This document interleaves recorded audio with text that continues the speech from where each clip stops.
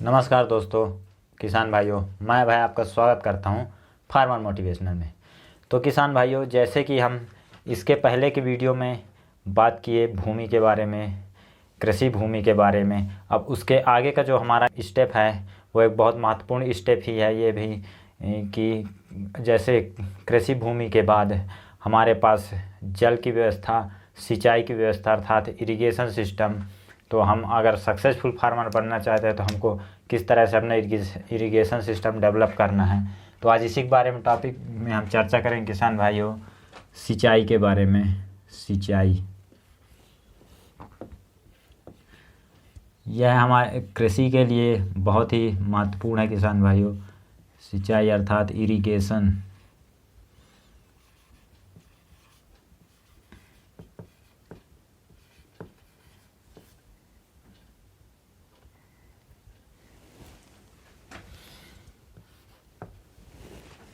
तो किसान भाइयों, सिंचाई अर्थात इरिगेशन सिस्टम। तो किसान भाइयों, जैसे कि हम खेती में मुख्यतः दो तरह के जल का प्रयोग करते हैं। पहला हमारा हो गया सतही जल अर्थात सरफेस वाटर, सतही जल। ये किसान भाइयों हमारा पहला हुआ सतही जल। अब इसी में हम दूसरा ले लेते हैं तो भूमिगत जल अर्थात जो अंडरग्राउंड वाटर हम इसको बोलते हैं, भूमिगत जल। तो अब इनमें कौन कौन से आते हैं किसान भाइयों की वाटर बॉडीज अर्थात है हमारे जल संरचना किस तरह की होती है। तो सतही जल में हमारे जैसे हो गए नदियाँ, नहरें और तालाब। ये सतही जल में हो गए, ये सतही जल के हमारे वाटर बॉडीज हैं अर्थात जल संरचना। और भूमिगत जल में किसान भाइयों हमारे आएंगे कुआं,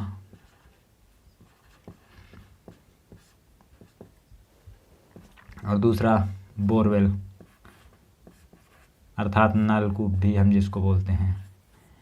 तो इन्हीं तरह के हम जल स्रोतों का किसान भाइयों अपने खेती में प्रयोग करते हैं।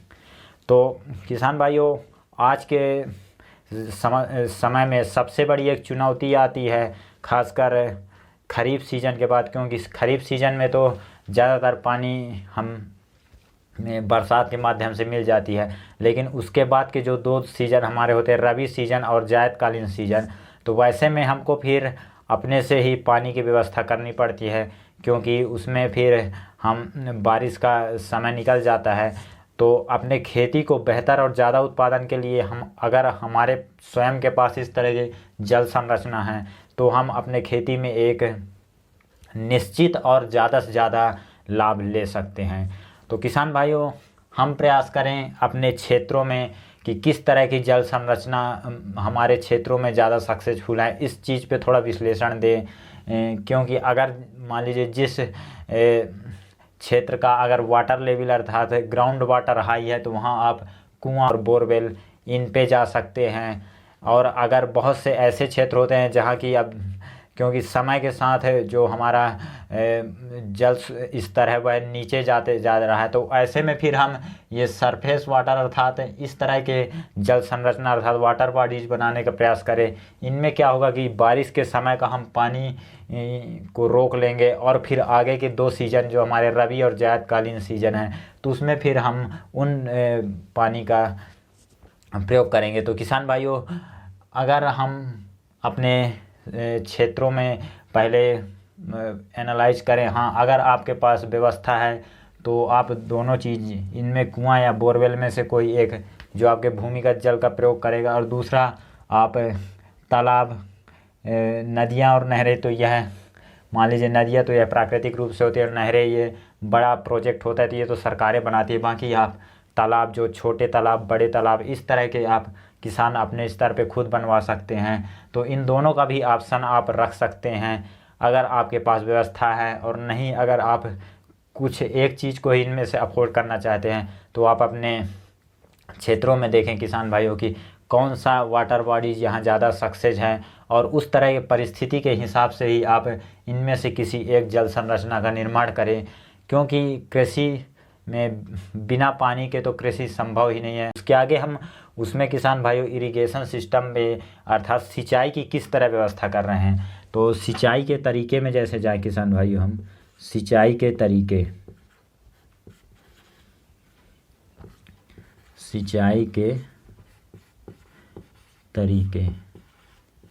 तो इसमें किसान भाइयों सिंचाई के तरीके में जैसे हमारे हो गए, तो जो परंपरागत सिंचाई की व्यवस्था है तो उसमें तो फ्लड इरिगेशन अर्थात बहाव पे सिंचाई देती है। तो इसमें से कितने प्रकार के तरीके हैं सिंचाई के तरीके में। तो पहला हो गया जैसे बहाव में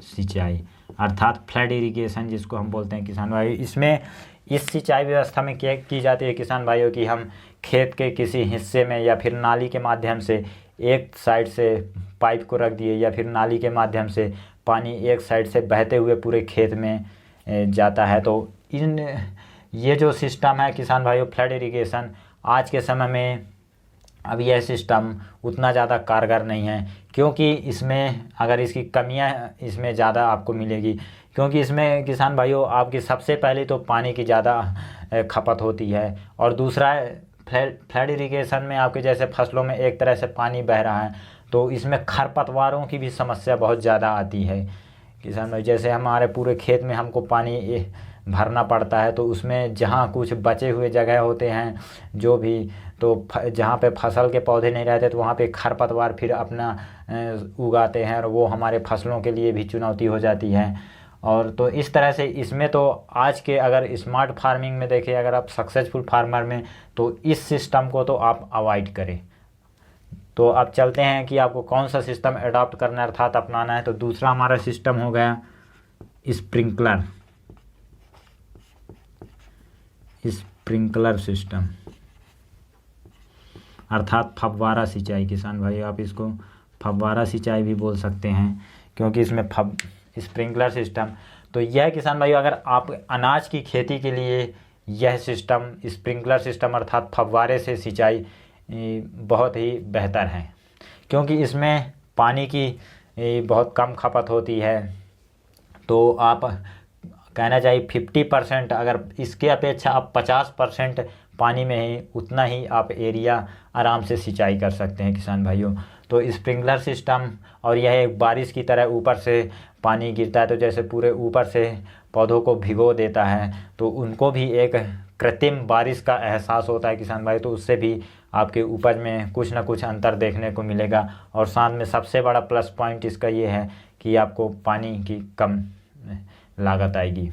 अब तीसरा जो सिस्टम है किसान भाइयों सिंचाई की व्यवस्था है, वह है ड्रिप सिंचाई अर्थात टपक सिंचाई भी जिसको बोलते हैं ड्रिप सिंचाई। यह हमारा तीसरा सिस्टम है किसान भाइयों।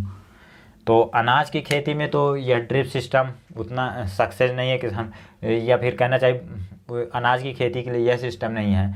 अगर आप सब्जी की खेती कर रहे हैं या फिर बागवानी की खेती कर रहे हैं, बागवानी में आप बाग लगा रहे हैं, तो उस तरह के लिए ड्रिप सिस्टम बहुत ही बेहतर है। इसमें तो आपको अगर ये फ्लड इरिगेशन की अपेक्षा तो मान लीजिए 30%, और ये स्प्रिंकलर की अपेक्षा जितना स्प्रिंकलर में लगना है तो उसका 50% है, अर्थात इसके आधा इसमें और लगेगा।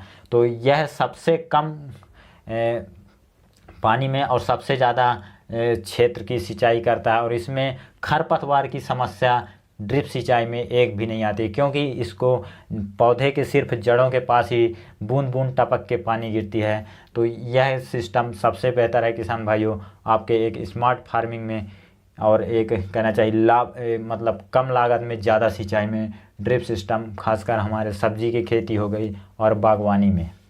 तो किसान भाइयों इस तरह के सिस्टम है, अगर आपको सक्सेसफुल फार्मर बनना है और ज़्यादा से ज़्यादा एरिया में कम से कम पानी में अगर आपको खेती करना है और ज़्यादा से ज़्यादा उपज लेना है, तो आप इस तरह के सिंचाई के सिस्टम को अपनाएं, क्योंकि जो परंपरागत विधि है हमारे फ्लड इरिगेशन वाले में, उसमें पानी की बहुत ज़्यादा खपत होती है और दिन ब दिन अब पानी की समस्या आती जाती है। लेकिन हमको कृषि अगर अपना करना है तो फिर इस तरह से हमको टेक्नोलॉजी को अडाप्ट करना होगा किसान भाइयों। तो हमारा ये सिंचाई सिस्टम इस तरह का होना चाहिए। अगर आप एक स्मार्ट फार्मिंग करना चाहते हैं किसान भाइयों, तो आज का ये वीडियो आपको कैसा लगा कमेंट सेक्शन में अवश्य बताएं। और हमारे चैनल पर नए हैं तो कृपया सब्सक्राइब करें। और इस वीडियो को अंत तक देखने के लिए तहे दिल से धन्यवाद।